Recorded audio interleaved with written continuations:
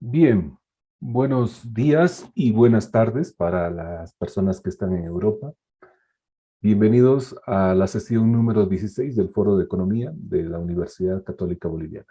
Agradezco mucho su participación y bueno, en esta oportunidad quiero dar la bienvenida a Camila y Micaela, quienes estarán con nosotros hablando sobre temas de economía de la salud. Y, por problemas que tuvimos con participantes en pasadas sesiones, yo no habilito el micrófono hasta que, digamos, me pidan, ustedes pidan autorización. Esto para evitar algunos problemas realmente muy serios que tuvimos en el pasado. Bien, sin más dilación, déjenme presentarles a Camila Larrazábal, quien será nuestra primera expositora. El título de la ponencia es La salud en Bolivia y los alcances de la economía de la salud. Camila es estudiante de doctorado en economía aplicada de la Universidad de Les-Vallée, supongo, espero que lo pronuncie bien, máster en economía de la salud y del medicamento por la Universidad Pompeu Fabra y licenciada en Ciencias Sociales con especialización en Desarrollo Económico por la Universidad Georg Augustus de Göttingen, Alemania. Bueno, Camila, muchas gracias por estar aquí con nosotros. Aquí están todos los muchachos de la universidad listos para escucharte. Adelante, el foro es todo tuyo. Gracias por la presentación, Mauricio. Aprovecho también de agradecer a las autoridades de la Universidad Católica y al Departamento de Economía, ¿no? Por permitirnos participar de este foro. También quiero agradecer a mis directores de tesis que me han permitido hacer un paréntesis en mi investigación para lograr este acercamiento bueno, entre la Universidad de las Islas Baleares y la Universidad Católica. Eh, yo estoy a cargo de la primera ponencia, la he titulado como, bueno, ya lo mencionó, La salud en Bolivia y el alcance de la economía de la salud, con el objetivo central de recalcar, por un lado, la importancia de la economía de la salud para el desarrollo económico y, bueno, por el otro, recalcar también el potencial que existe en esta área en cuanto a la evaluación de las políticas del sector y la oportunidad que nos brinda para generar nuevas líneas de investigación en este ámbito. Voy a empezar la presentación haciendo una reseña del origen de la economía de la salud. He dibujado esta línea del tiempo en la que he marcado tres hitos importantes. El primero abarca el periodo previo a 1920 y está caracterizado por el protagonismo de la salud pública como principal determinante eh, en cuanto a como principal determinante para la reducción de las tasas de mortalidad por causa de enfermedades infecciosas. Bueno, fue el británico, el médico británico, profesor de medicina social Thomas McEwan, quien en el año 1976 postula esta teoría, que la salud pública, a través de ciertas medidas de saneamiento e higiene que fueron introducidas en las grandes urbes europeas posterior a la revolución industrial, fueron las que lograron reducir la tasa de mortalidad por causa de enfermedades infecciosas y no tanto así la reducción de la tasa de fecundidad. Bueno, ¿qué sucede en el periodo posterior, ¿no? Entre 1920 y 1960? Pues que se ingresa en un periodo de transición epidemiológica. Este periodo está principalmente marcado por el incremento de las causas de muerte por enfermedades no infecciosas, ¿no? El experto en salud pública y médico estadounidense Walsh McDermott coincide con Thomas McEwan, pero bueno, enfatiza que en este periodo el médico de cabecera pasa a tener un rol un poco más protagónico. La salud pública no deja de ser importante, pero el médico gana cierta importancia gracias sobre todo al avance de la medicina y bueno, no olvidemos que en esta etapa se da el desarrollo de las vacunas, el descubrimiento de los antibióticos y es de esta manera que el médico realmente puede incidir directamente sobre la salud de un individuo. Todo esto, bueno, trae ciertas consecuencias, ¿no? Porque en el periodo siguiente, gracias también al avance de la medicina, desarrollo de nuevos métodos de diagnóstico por imágenes, los laboratorios, surgen nuevas especialidades médicas. Bueno, a finales de la década de los 50 se realizan las primeras cirugías a corazón abierto. Pues bueno, todo esto lleva el protagonismo al hospital, ¿no? El hospital como principal proveedor de servicios a los pacientes, ¿no? ¿Y qué necesidades surgen con todo esto? Pues que realmente es necesario introducir ciertas herramientas de gestión de los recursos que se destinan al sector de la salud. Es así que de forma paralela surge tanto en Estados Unidos como en Europa la economía de la salud. Por un lado, Kenneth Arrow presenta su obra magistral el año 63 en Estados Unidos y bueno, ofrece un método bastante riguroso para contrastar las teorías de la economía del bienestar con el funcionamiento de los servicios de salud. Y por otro, bueno, un poco posterior, pero sin olvidar que el año 1948 se fundó el Servicio de Salud británico, el Servicio de Salud Público británico. Alan Williams y sus colegas de la Universidad de York evalúan la efectividad del sistema de salud utilizando las herramientas que nos brinda la teoría económica, ¿no? Entonces, bueno, tenemos este surgimiento paralelo prácticamente y a partir de ese entonces esta disciplina de la economía se desarrolla a lo largo de tres grandes corpus temáticos. Bueno, ¿cuáles son estos cuáles son estas ramas que se están desarrollando desde ese entonces? Bueno, el primero está más vinculado al análisis de los factores que determinan la salud y cómo podemos medir el valor de la salud. El enfoque epidemiológico nos dice, por un lado, que existen ciertos determinantes individuales, familiares y comunitarios que inciden sobre la salud de una población, ¿no? Esta es una área de la economía de la salud que trabaja conjuntamente con la epidemiología. ¿Y cuál es el aporte que se realiza desde la economía? Pues que nosotros podemos observar esta relación entre determinantes y el estado de salud de una población en términos de una función de producción, ¿no? Tendríamos una relación técnica, tenemos inputs y tenemos un output. ¿Cuánto output podemos producir con un determinado nivel de inputs? Pues eso es algo que nos interesa a los economistas de la salud. ¿Por qué? Porque, bueno, de esta forma, por ejemplo, podemos analizar la contribución marginal de los factores o podemos medir la eficiencia de la utilización de los recursos, podemos analizar la sustituibilidad de los factores para establecer ciertas prioridades. Bueno, ¿existe cierta dificultad en la medición del output? Sí, existe, porque estamos hablando de la salud y bueno, no es algo sencillo de medir. Existe bastante literatura al respecto, tanto en español como en inglés. Bueno, por un lado, Guillem López y Ricard Meneu, dos economistas de la salud españoles, teorizan sobre el valor de la atención médica y sobre el valor de la atención de los servicios de salud. Michael Porter, economista de la salud estadounidense, teoriza sobre el valor de la calidad de la atención desde el punto de vista del paciente incluso, ¿no? Entonces, realmente en este sentido existen ciertas dificultades, pero bueno, lo que realmente nos interesa es establecer un valor, ¿no? De la atención médica. ¿Y cómo lo realizamos? Pues bueno, utilizamos diversos indicadores. Tenemos indicadores relacionados a la cantidad de vida, ¿no? La esperanza de vida, las tasas de mortalidad. pero también tenemos indicadores relacionados a la calidad de vida.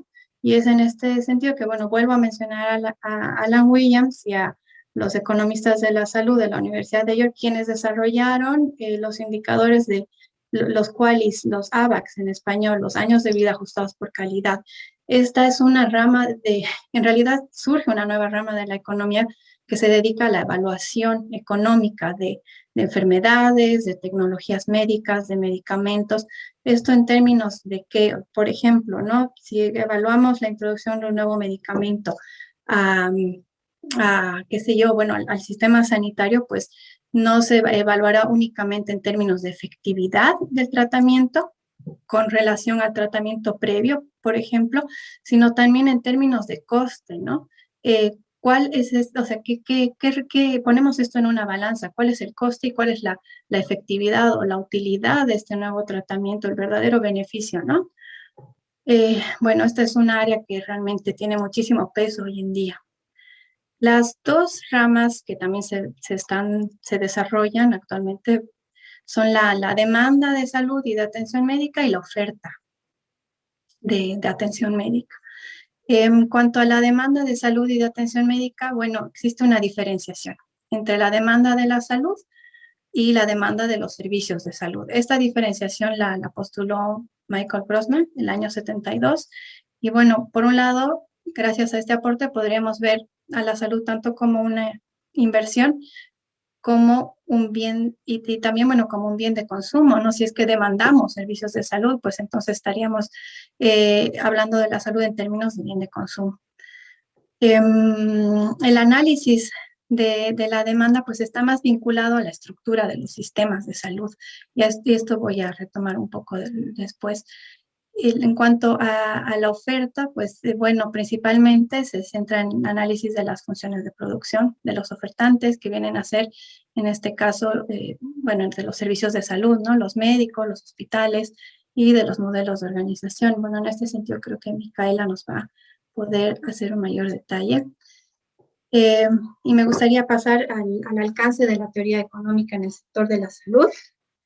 Pues bueno, si partimos de la base de que el paradigma de los recursos escasos es válido en los mercados de salud, porque bueno, los recursos son finitos, son escasos y tienen usos alternativos, entonces podemos hablar en términos de costes de oportunidad, ¿no? Los recursos que estamos destinando a un paciente podríamos, si lo vemos desde otro punto de vista, pues están siendo denegados a otro paciente y no podemos ignorar los costes de oportunidad de las bueno, sí, de las decisiones, ¿no? De los tomadores de decisiones cuando se elaboran las políticas, por ejemplo, en el sector de la salud.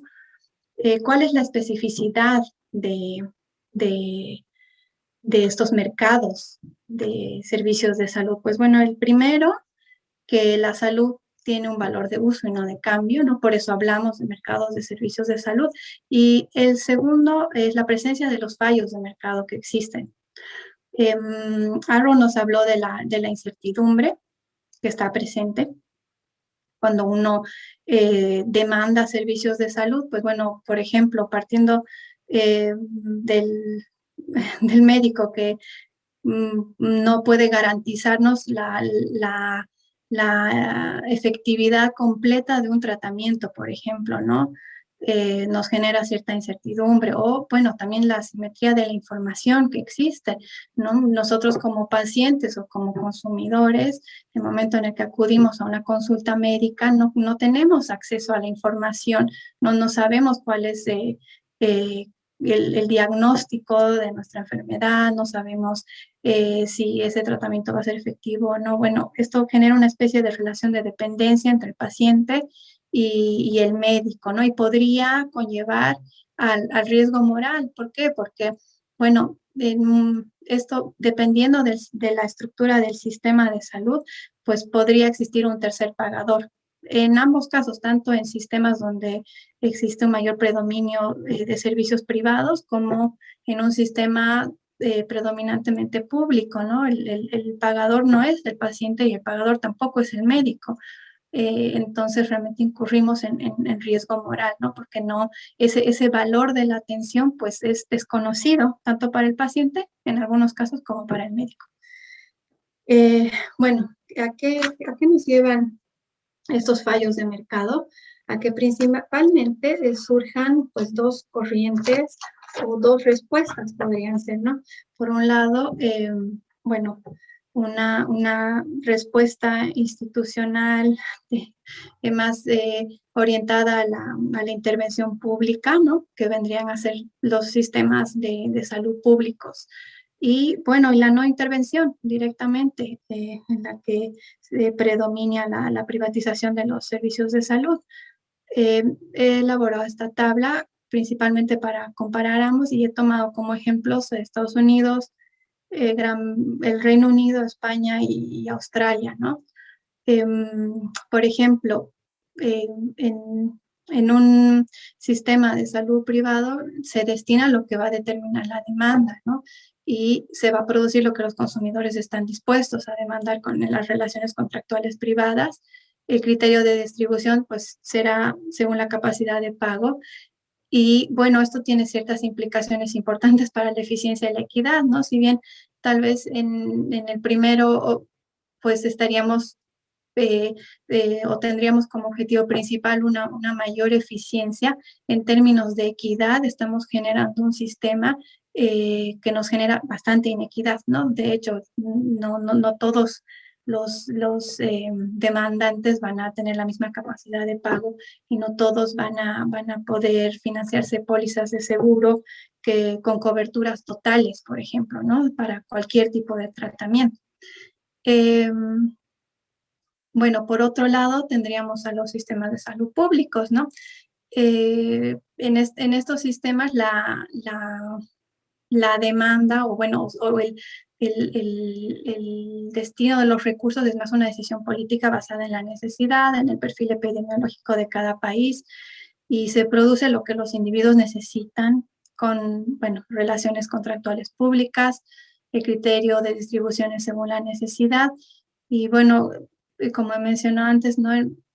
Por ejemplo, en el Reino Unido se trata de un sistema de salud público de administración centralizada, cuentan con una institución independiente que es conocida como el NICE, y esta se dedica principalmente a realizar evaluaciones económicas de tratamientos médicos, de medicamentos, de tecnología médica, es decir, ningún tratamiento, ningún medicamento, ninguna tecnología va a ser introducida al sistema de salud público sin haber sido previamente evaluada por esta institución independiente que es el NICE, ¿no?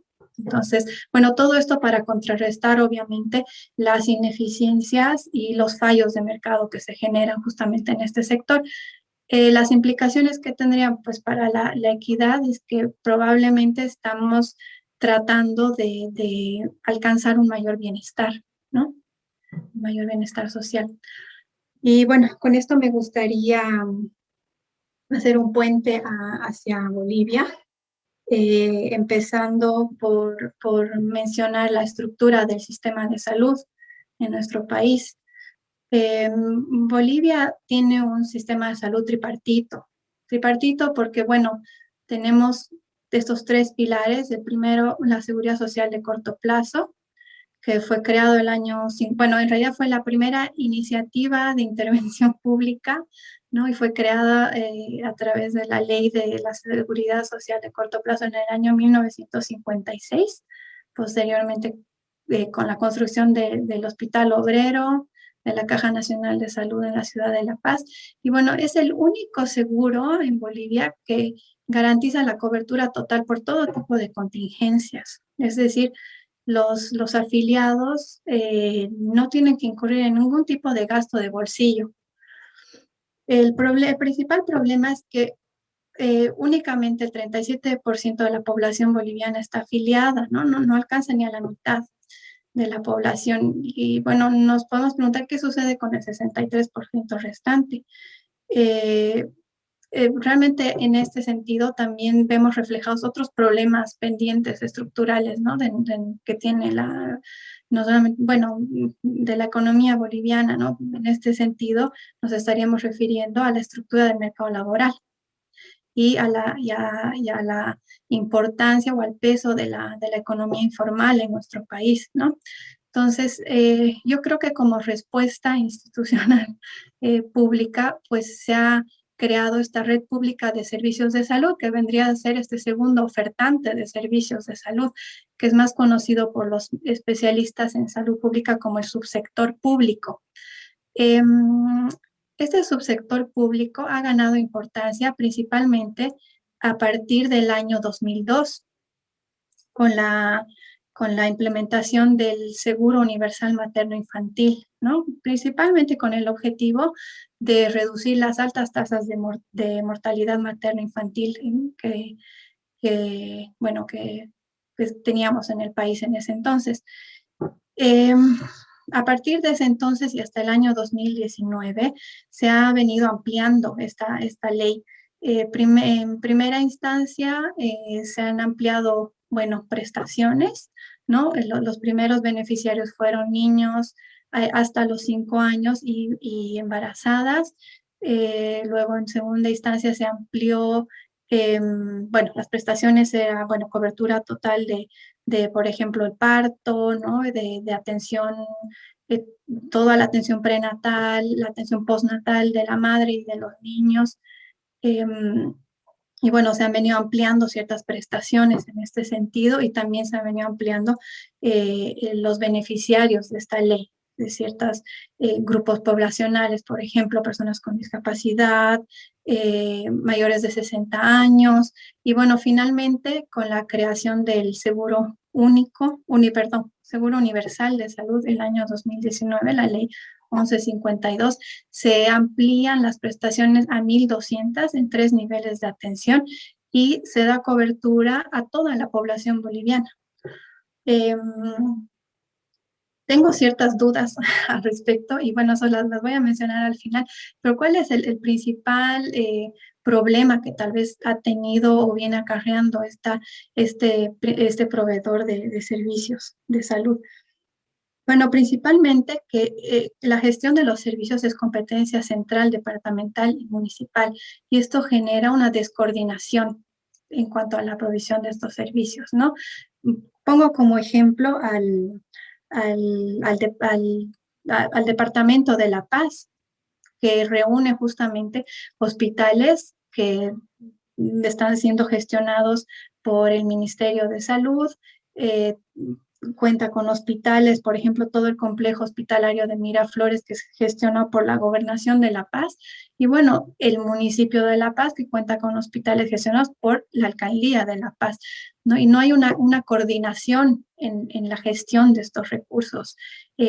Me refiero más a establecer, por ejemplo, ciertas prioridades para el tratamiento de ciertas enfermedades.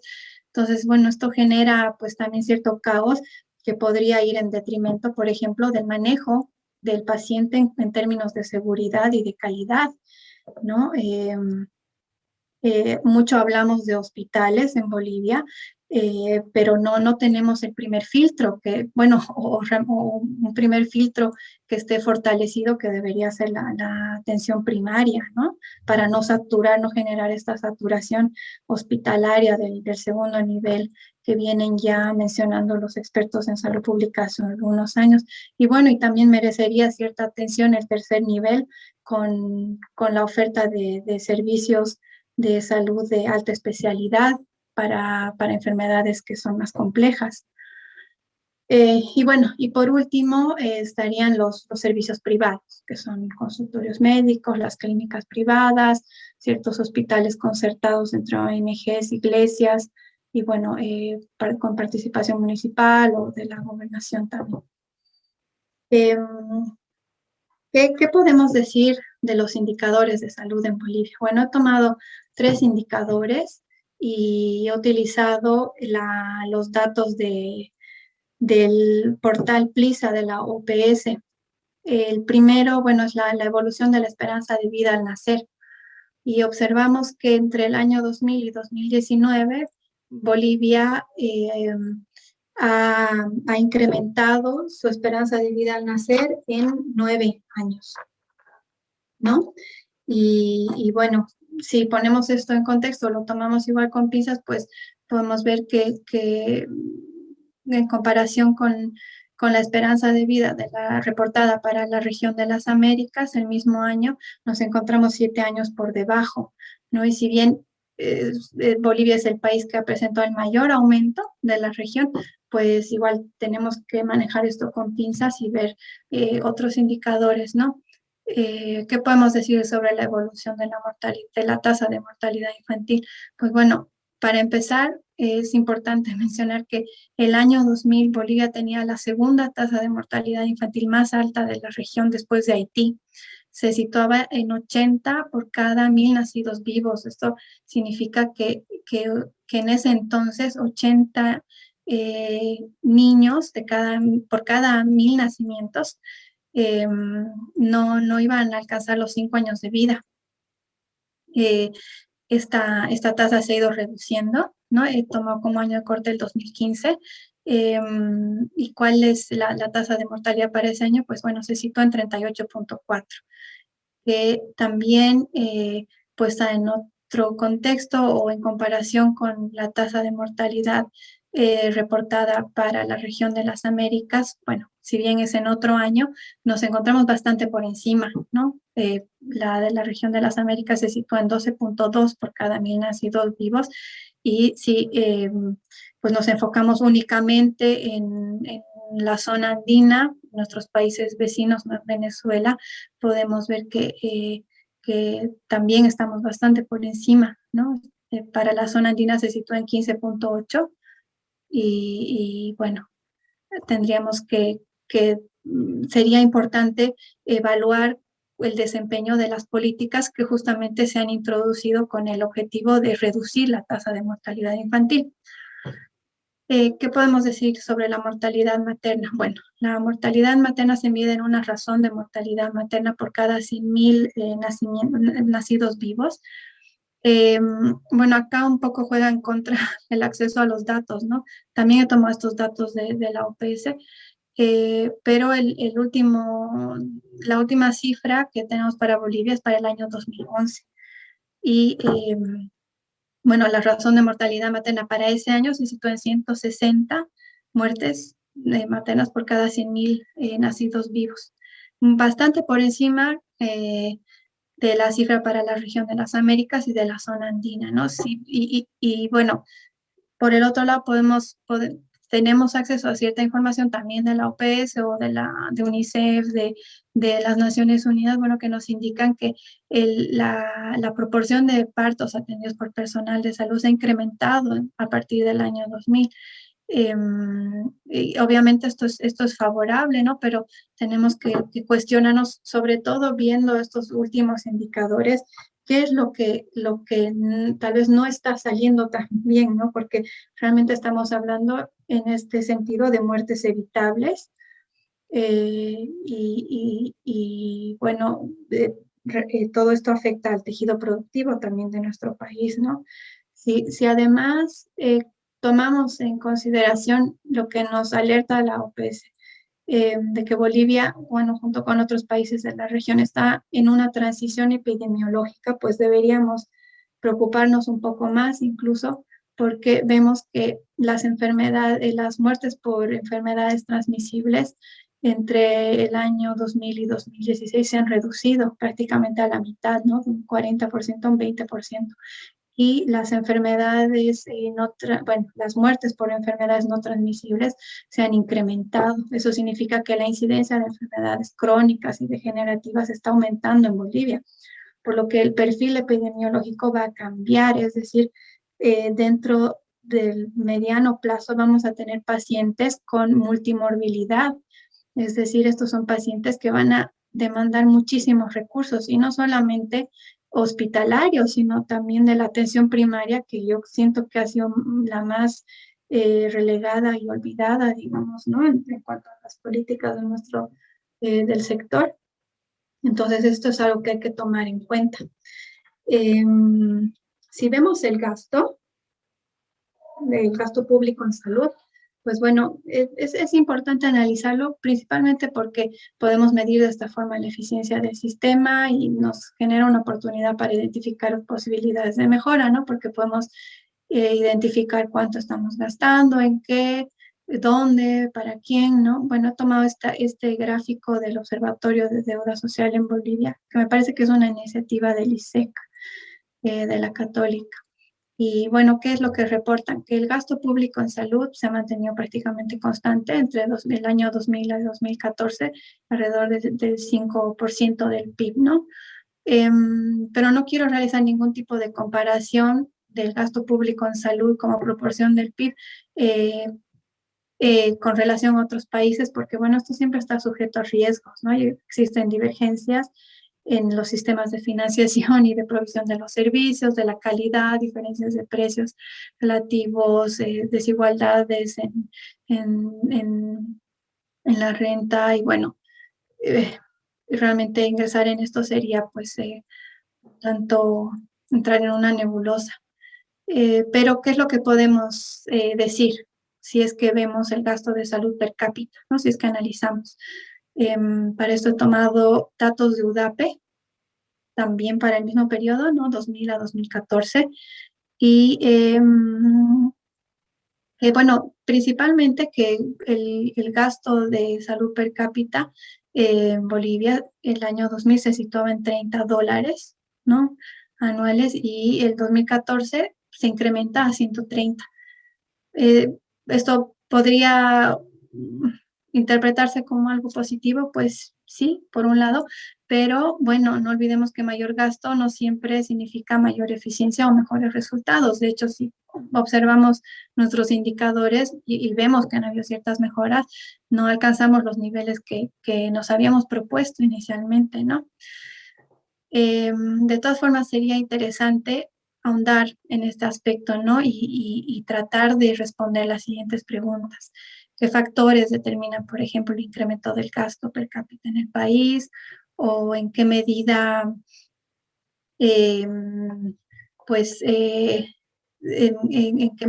qué criterios se han utilizado para la asignación desde los recursos en el sector durante este periodo? ¿Cómo se compone el gasto? ¿Cuánto del gasto es destinado al subsector público, a la seguridad social de corto plazo?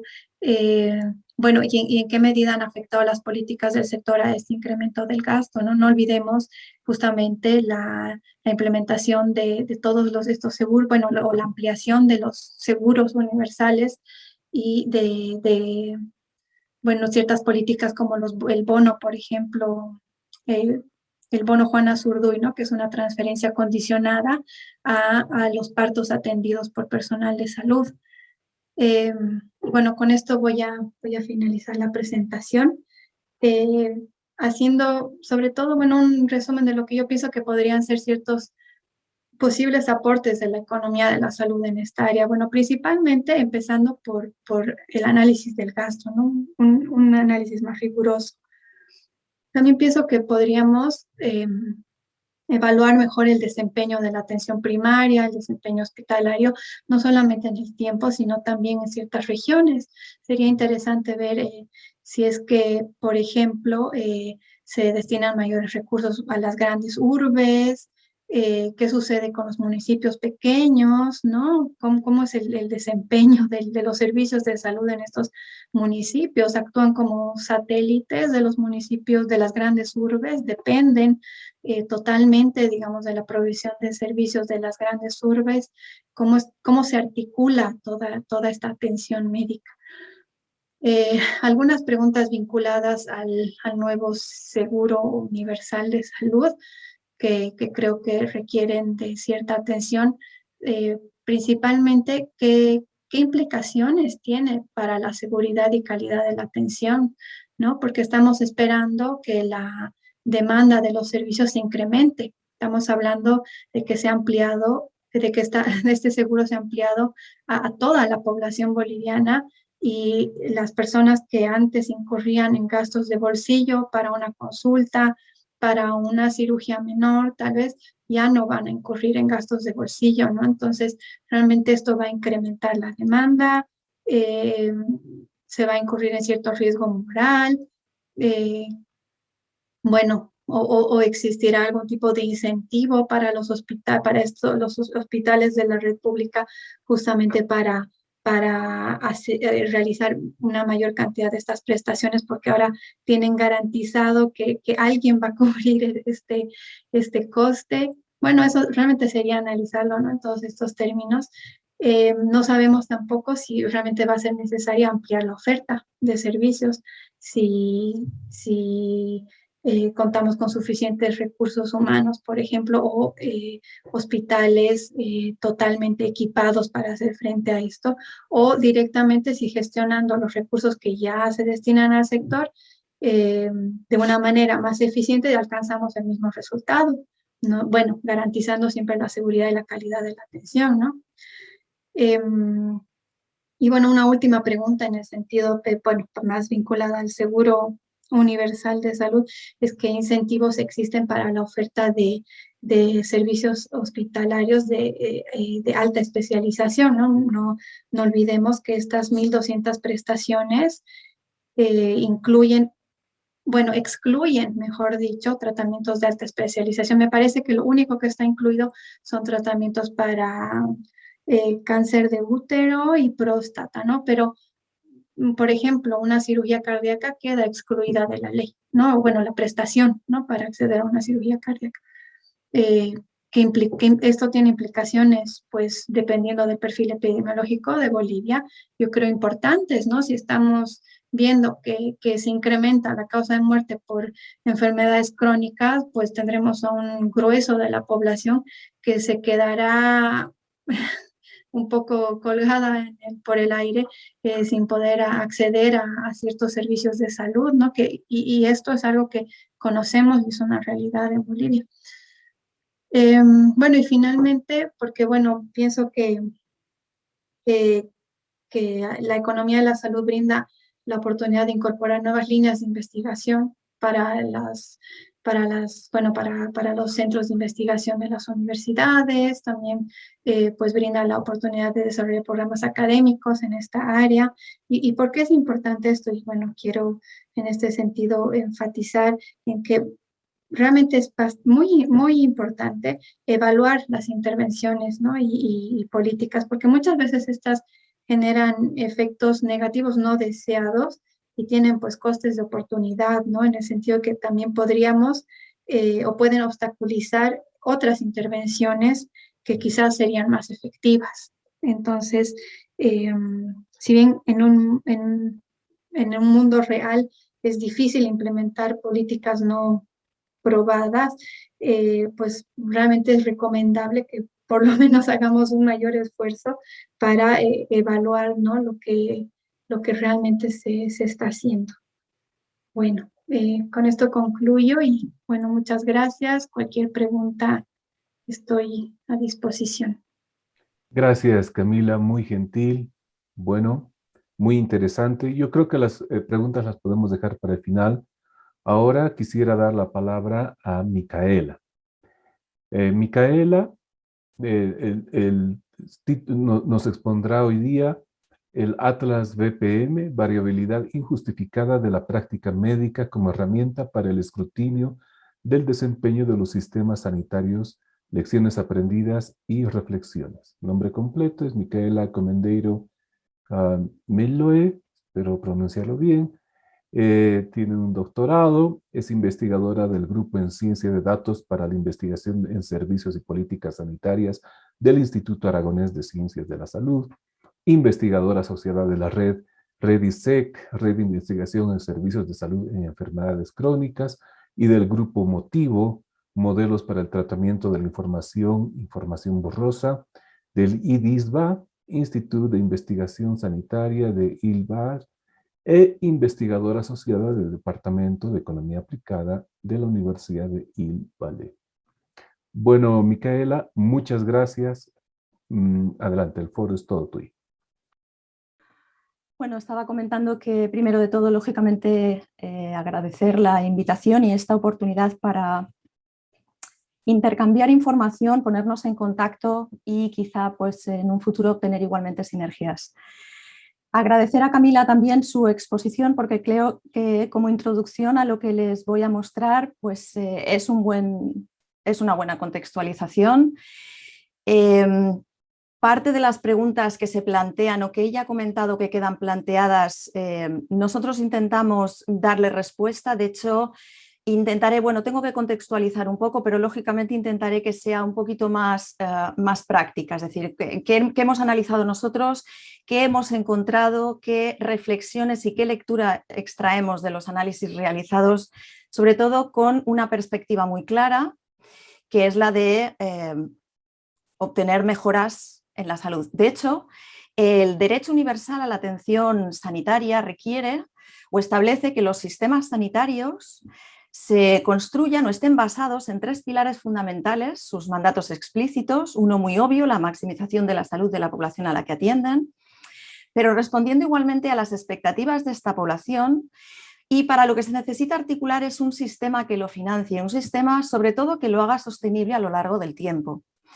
De ahí que implícitamente los objetivos que se marquen estos sistemas consisten en proveer una atención sanitaria de máxima calidad, que se provea en condiciones de equidad, por tanto que su acceso esté accesible para todas las partes del territorio sin ningún tipo de condicionante, y máximamente eficiente. Insisto, aunque parezca algo redundante, es muy importante tener en consideración que hay que sostener el sistema, por tanto, la financiación tiene que mantenerse, hay que realizar inversiones o tomar decisiones en qué intervenciones se llevan a cabo, pero siempre en consonancia con los recursos disponibles. Por tanto, aquí es donde entra cabida la evaluación del desempeño, que para quienes estamos un poco más especializados en el ámbito del análisis muy microeconómico, no deja de ser un ejercicio de optimización en el que la función objetivo lógicamente tiene como objetivo fundamental el valor.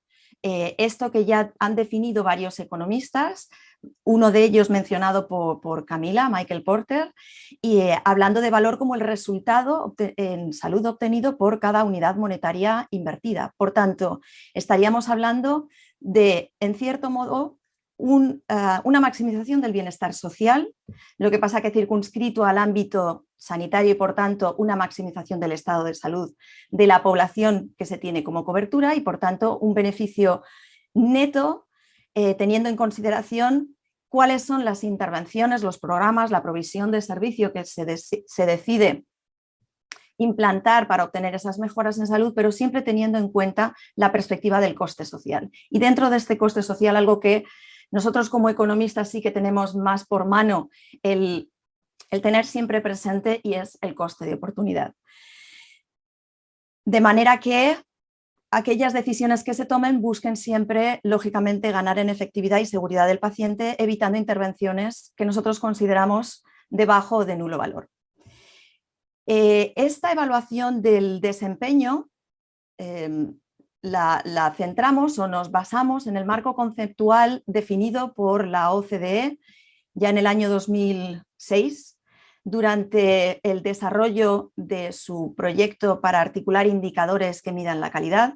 En este marco conceptual, lo que queda claramente explicado es que obviamente la salud, sabemos todos que depende de unas condiciones intrínsecas propias del individuo. Lógicamente el individuo ya nace con una determinada predisposición, una determinada genética que puede hacerle más proclive a padecer o no algunas enfermedades.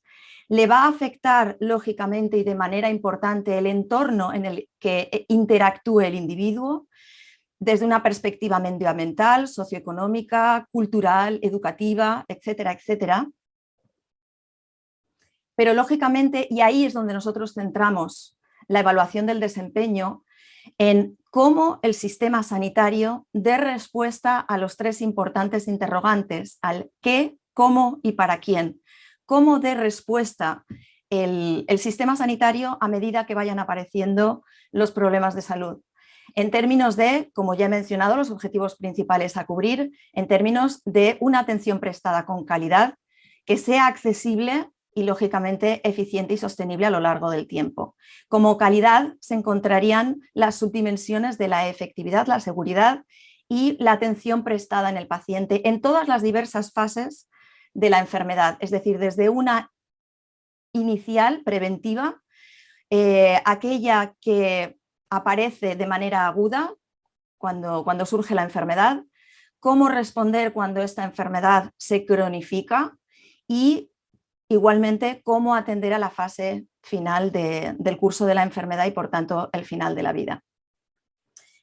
Lo que hemos ido detectando y de ahí ampliando nuestro enfoque y diferentes análisis y estudios es porque a pesar de que todo este marco conceptual y la teoría que hay debajo está muy clara, nadie duda al respecto, seguimos encontrando importante variabilidad incluso en entornos similares de interactuación de los individuos, entornos similares en cuanto al estado de salud de las personas inicial o su predisposición a enfermar. Por tanto, entendemos que esta variabilidad no tan justificada por esos otros factores está más estrechamente relacionada en cómo el sistema precisamente está dando respuesta a esas necesidades que van surgiendo. Por tanto, la idea o el objetivo con estos estudios, con la evaluación y la monitorización de cuál está siendo el desempeño de estos servicios, lógicamente es reducir esta variabilidad que se considera injustificada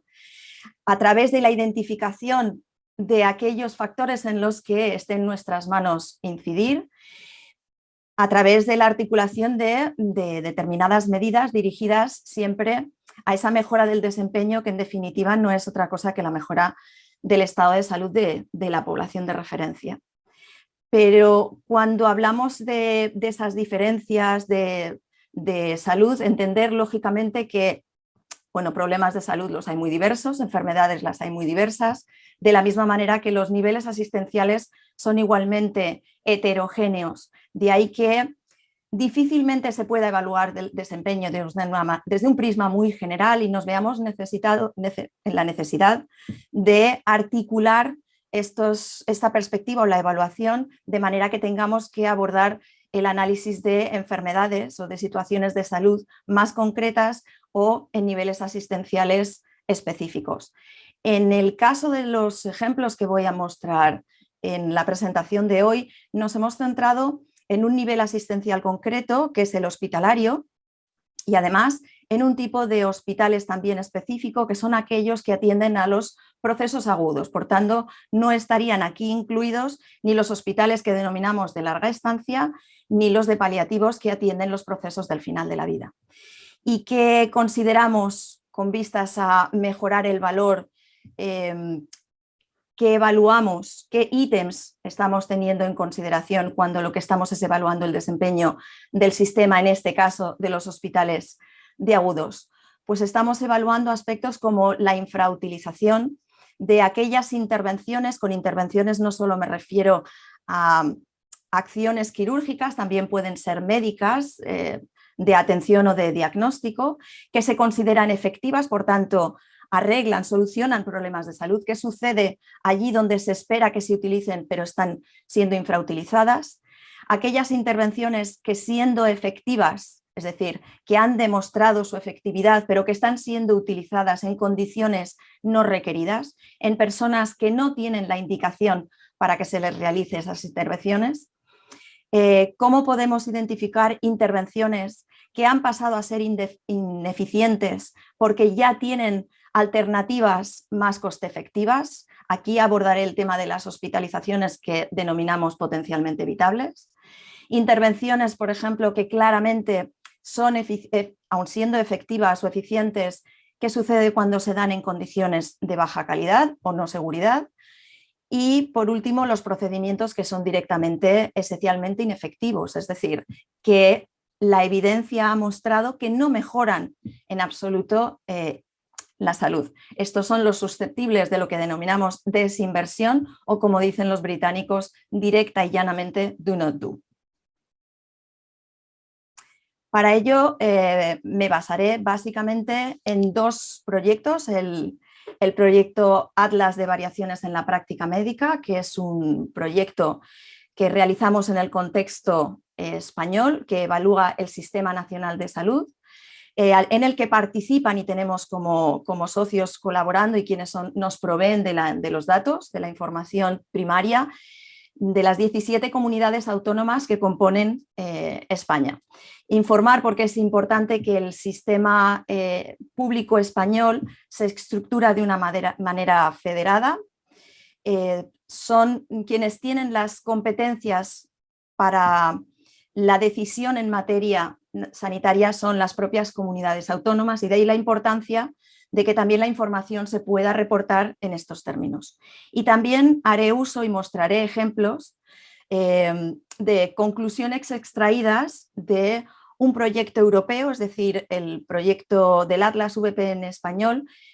Traspasó fronteras, se formó un proyecto europeo y en este contexto se compara el desempeño de 5 países: España, Portugal, Dinamarca, Eslovenia e Inglaterra. Partimos, por ejemplo, con un ejemplo de uno de los primeros ítems que he mencionado que podríamos evaluar. Estamos en el caso de la infrautilización de cuidados efectivos. En este caso concreto muestro información, son gráficas de Portugal. Esto está extraído del proyecto europeo ECO. Y el cuidado es efectivo, es decir, aquí lo que se muestra es una intervención claramente efectiva, que es, bueno, sus siglas son PCI, que es la intervención coronaria percutánea. Cuando un paciente, una persona tiene una arteria cardíaca obstruida, se le introduce un catéter, o a través de un catéter se le introduce un muelle, un stent, que desobstruye y permite recuperar el flujo adecuado sanguíneo.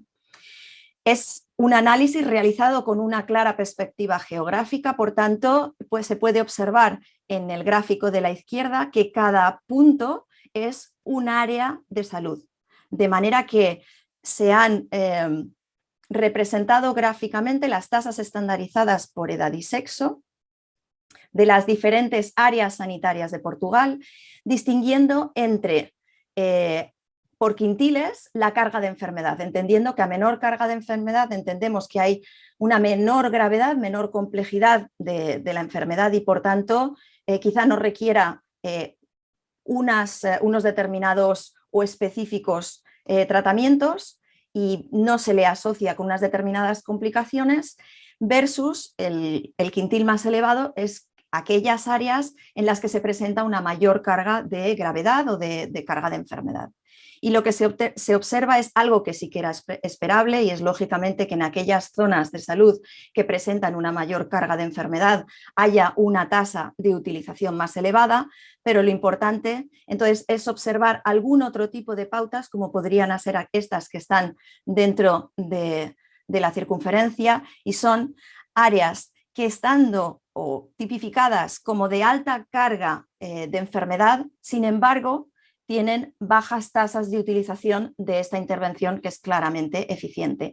Estas serían áreas sanitarias susceptibles de ser evaluadas con una mayor precisión o detalle para ver qué es lo que está sucediendo y por qué se están realizando menos intervenciones de las esperadas. Por contra, tendríamos, por ejemplo, del primer quintil, las que están en la parte superior, y ahí la pregunta sería totalmente la opuesta y no estaríamos ante una situación de infrautilización, sino de posiblemente sobreutilización o sobreexposición. Y pensar que detrás de todo esto no solo está los posibles eventos adversos o complicaciones, porque toda intervención acarrea un riesgo, sino también el coste de oportunidad en el que se incurre.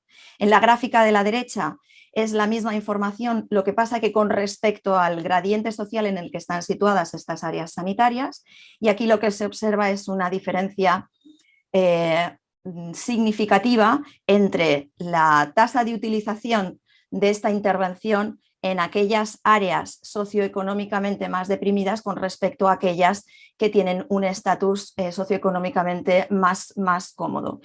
Aquí lo que se detectó fue el efecto de la ruralidad y sobre todo el problema de acceso que viene acompañada a esta ruralidad, por lo que se propusieron una serie de medidas para facilitar lógicamente el acceso y hacerlo más equitativo. Otro ejemplo tendríamos intervenciones que han mostrado, la evidencia muestra que son claramente efectivas, pero ¿qué es lo que sucede cuando se llevan a cabo o se realizan en personas que no cumplen la indicación? Este es el caso, por ejemplo, de las cesáreas. Está demostrado ya a lo largo de muchas décadas que la cesárea es un procedimiento que salva vidas tanto a la mujer como del neonato, pero lo que sucede es que también ha habido un aumento espectacular no justificado de la práctica de estas cesáreas. Nosotros lo que hemos analizado es, una vez depuradas todas aquellas cesáreas con factores que pudiesen inducir a pensar que pudiera acabar en cesárea porque tienen factores de riesgo, por tanto, depuradas todas ellas, nos quedamos con los partos ya tipificados como partos de bajo riesgo y se calcula, se observa en la gráfica de la izquierda, el porcentaje de estos partos de bajo riesgo que acaban en cesárea. Esta parte, este fragmento territorial es la Comunidad Autónoma de Galicia en España, y aquí aparecen por gradientes, según el quintil de la distribución, aquellas áreas sanitarias que presentan mayores porcentajes de estas cesáreas realizadas en partos de bajo riesgo obstétrico. Y en el área de la derecha se transforma la información medida en valores absolutos de número de exceso de casos, partiendo de una prudencia, un posible margen de error y situando ese umbral en el percentil 25 de la distribución, pues se realiza el conteo de cuántos partos se han realizado por encima de ese percentil 25,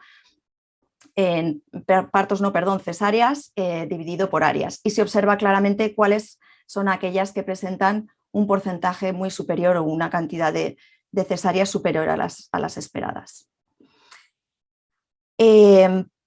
Ahora paso a aquellas intervenciones que dejan de ser eficientes, pasan a ser ineficientes porque tienen alternativas más coste efectivas. Y aquí comenté que empezaría a explicar un poco las hospitalizaciones potencialmente evitables. Permítanme hacer un pequeño inciso porque ¿qué queremos decir con esto de que son potencialmente evitables? Es decir, a ver, lo que es lógico es que la persona cuando llega al hospital es porque la necesidad está y la hospitalización no es que sea no necesaria.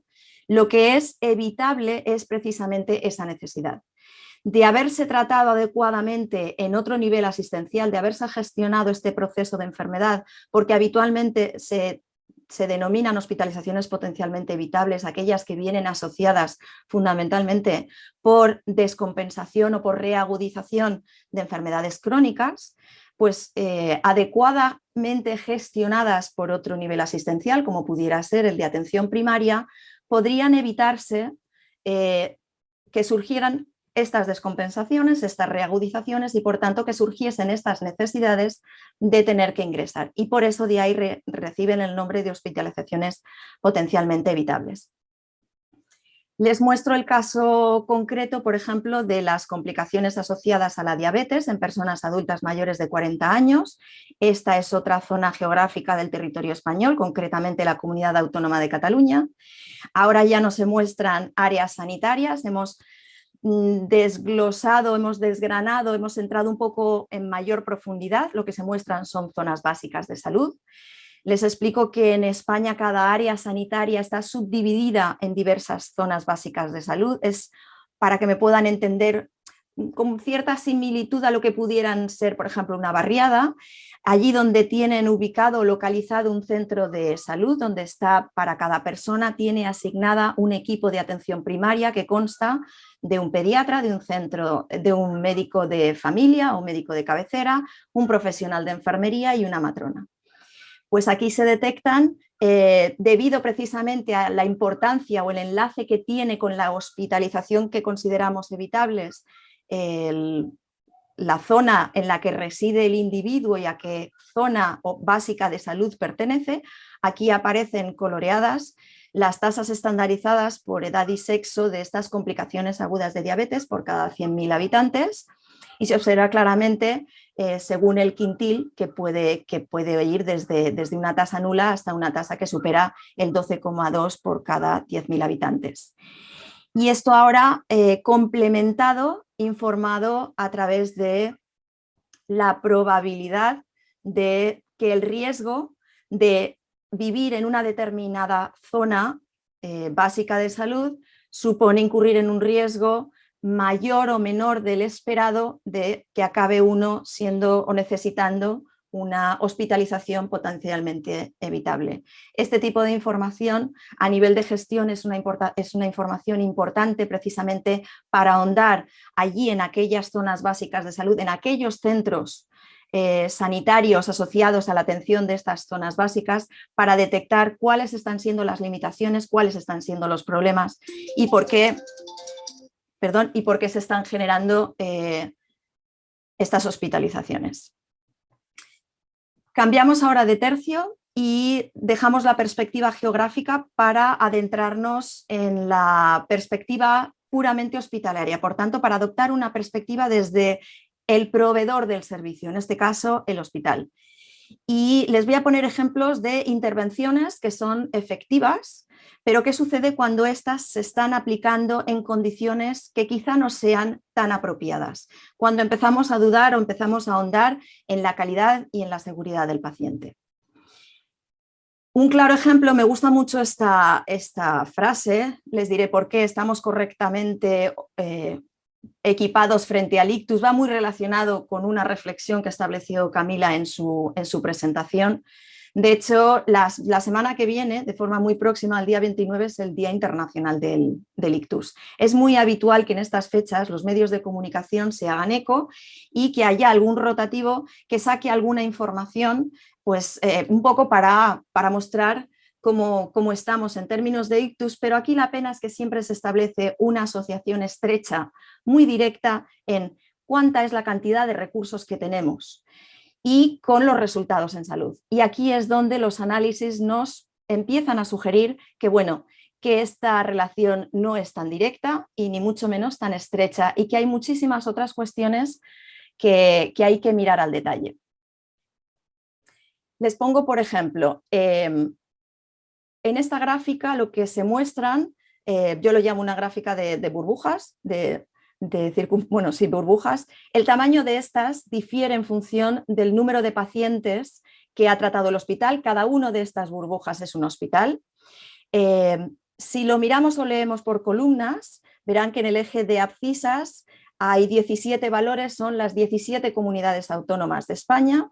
Por tanto, se muestran los resultados de todos los hospitales que son financiados, es decir, bien sean de titularidad pública o privada, pero que la atención al ictus se financia con fondos públicos, y qué resultados obtienen en términos de la tasa de mortalidad intrahospitalaria ajustada al riesgo. Aquí permítanme un pequeño inciso, porque es muy importante explicar que es imprescindible hacer un adecuado ajuste de riesgos. De lo contrario, uno podría pensar que es fácil esperar unas mayores o más elevadas tasas de mortalidad intrahospitalaria en aquellos hospitales que atienden pacientes más graves, pacientes más críticos o con más complejidades, que no en otros.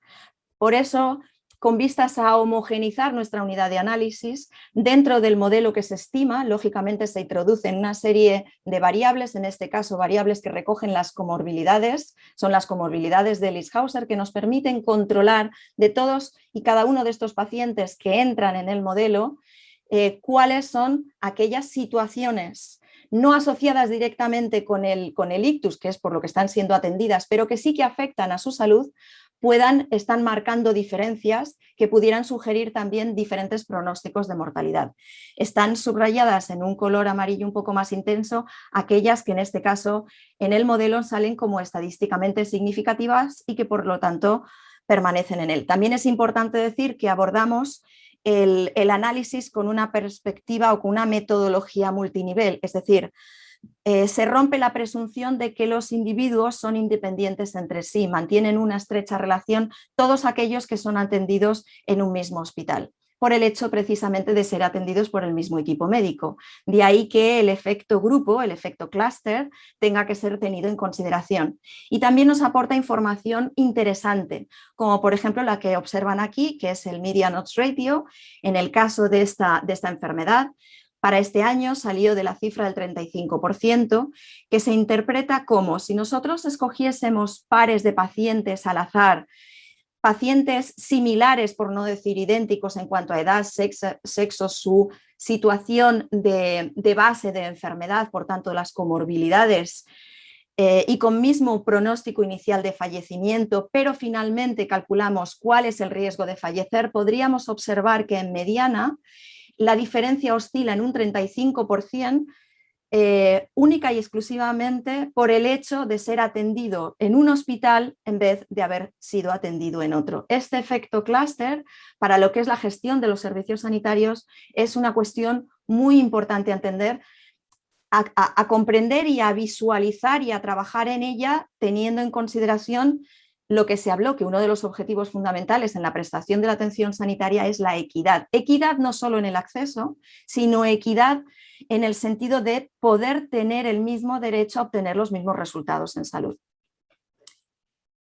Pues en este caso nos quedamos, por ejemplo, enfocamos en una zona concreta, en el un territorio del sur de España, en Andalucía.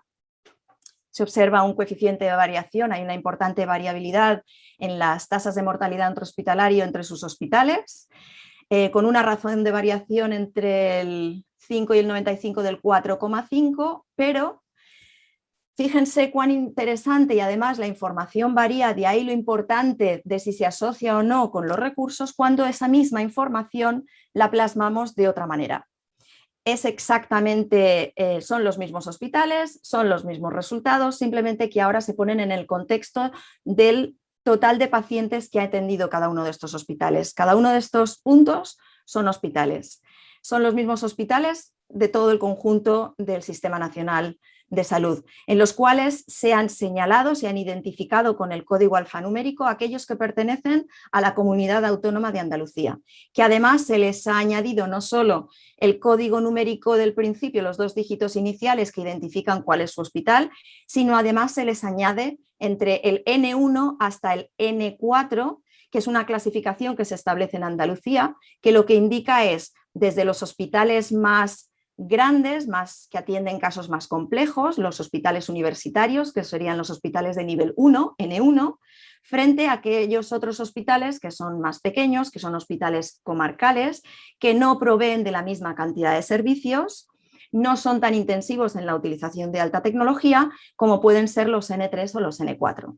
Además, les hemos dotado con un código de color para hacer una distinción entre aquellos hospitales que tienen servicio de neurología, que serían los que están en color azul, aquellos que además de neurología tienen neurocirugía, que serían los que tienen el color fucsia, y por último aquellos amarillos que además añaden el servicio de neuroradiología intervencionista en fase aguda.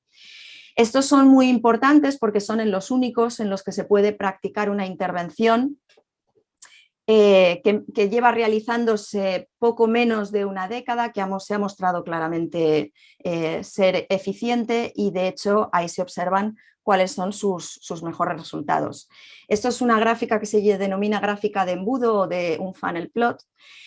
En esta dispersión de los resultados lo que hacemos es superponer un contraste que nos permite observar cuáles de estos resultados son significativamente diferentes, bien por encima, bien por debajo de lo que sería el promedio o el esperado.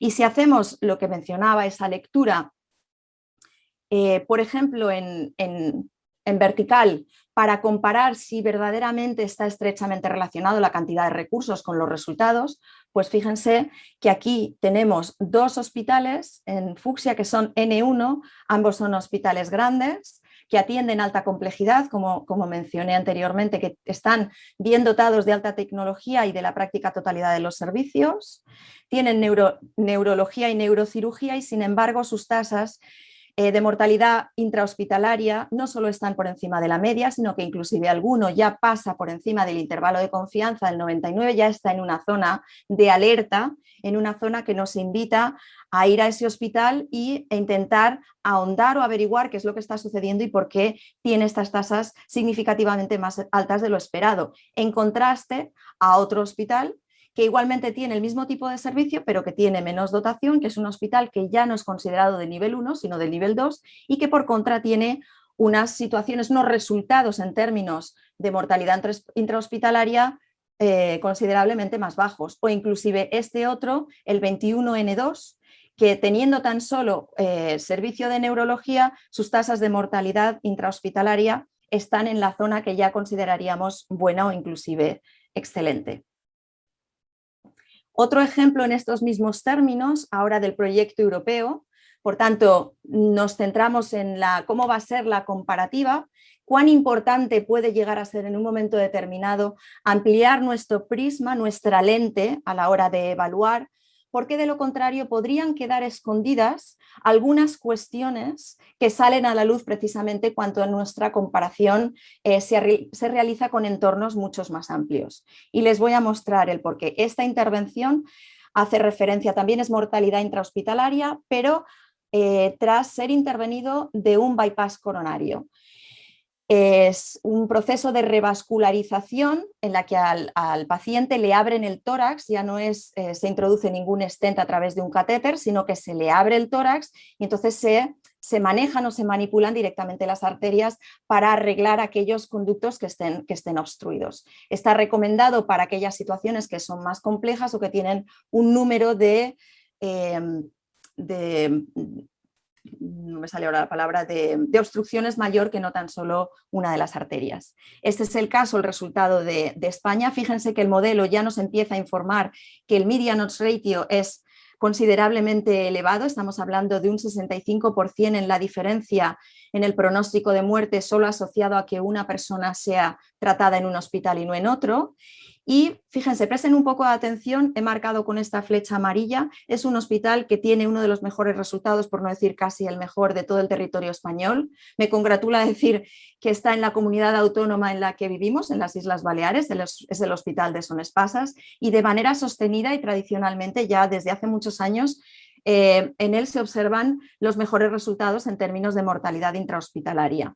Pues una vez identificado este hospital, miren qué es lo que sucede cuando ahora abrimos ese prisma de comparación, nos metemos en el contexto europeo, se comparan estos países que les he mencionado anteriormente, tenemos en color arena serían los hospitales españoles, en fucsia están los hospitales daneses, en azul están los hospitales portugueses, en verde los eslovenos y en naranja serían los hospitales ingleses. Y empezamos a observar claramente dos patrones. Tenemos el patrón español en el que hay hospitales, no iba a decir bastantes hospitales, pero que atienden pocos casos. De hecho, el hospital que, fíjense, más pacientes atiende incluso todavía menos pacientes que el hospital inglés que atiende menos. Las tasas de mortalidad intrahospitalaria españolas son claramente las más altas del conjunto de estos cinco países. De hecho, en este análisis se observa claramente que solo precisamente son hospitales españoles aquellos que están en una situación de alarma y por tanto se lo tienen que hacer mirar. Ya no digamos este pobrecito de aquí que está muy arriba en la gráfica. Y por contra, el contraste está precisamente en Inglaterra, que tiene todos sus hospitales, la totalidad de sus hospitales, por debajo de la media podríamos decir, este análisis europeo, pero no solo eso, sino que la práctica totalidad de estos hospitales, es decir, 24 de estos 29 hospitales ingleses, que es casi el 87% de ellos, están en una situación de desempeño muy buena o inclusive excelente. Aquí el determinante claro, muy importante a tener en cuenta cuando lo que se evalúa es la seguridad del paciente, es que importa mucho cuántos pacientes se atienden. Aquí el tamaño de la muestra es lo determinante, es lo más importante. De hecho, hay una norma en Inglaterra por la que no se puede acreditar un centro hospitalario para realizar esta intervención si no se puede garantizar que realiza un mínimo de 300 casos o que trata 300 casos al año. Por tanto, la curva de aprendizaje, del manejo y de la experiencia llega a alcanzar sus óptimos y esto es lo que hace, lógicamente, se observa claramente que sus resultados mejoran. En este sentido, nuestra recomendación fue clara y, de hecho, por ejemplo, Dinamarca tomó buen ejemplo de esta lectura y están modificando, alterando la inercia de hace alguna década en la que lo que se intentaba es tener hospitales que hicieran en todo de todos, sino volver a recentralizar de manera que hubiese servicios especializados. en los que se concentrase la actividad para tratar determinadas patologías o la realización de determinadas intervenciones. Aquí entonces la dificultad o aquí el foco hay que depositarlo a la hora de gestionarlo en gestionar la movilidad y por tanto hacer accesible, con independencia de en qué lugar se reside del territorio, de todos los ciudadanos en los que se tiene de cobertura. Y aquí es donde teníamos que les dije, fíjense dónde está situado este hospital, que es uno de los mejores de España. Pues el pobre mejor de España no acaba quedándose un poquito, bueno, iba a decir en la mediocridad del análisis, pero bueno, no recibe esos resultados tan excelentes como se observaban anteriormente.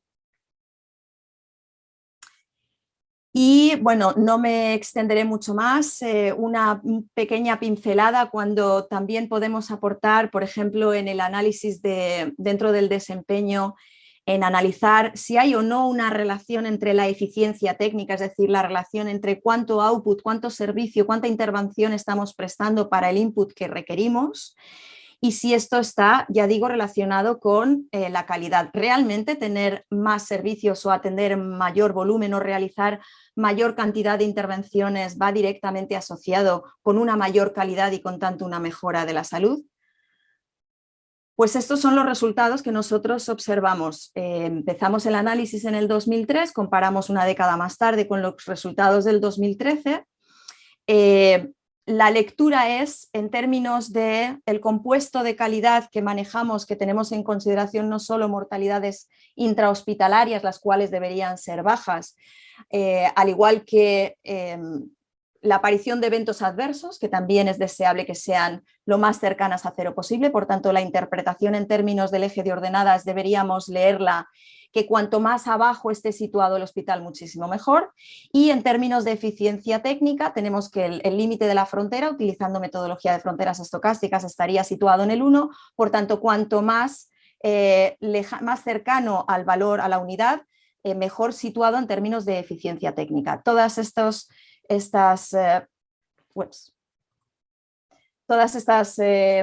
bolas son hospitales. Al igual que con anterioridad, el tamaño de la bola está directamente asociado con el volumen de pacientes que atiende este hospital, y la lectura en términos generales que se observa es que bueno, ha habido un desplazamiento de la frontera, ha habido una mejora tecnológica que se traduce en casi 14 puntos de mejora.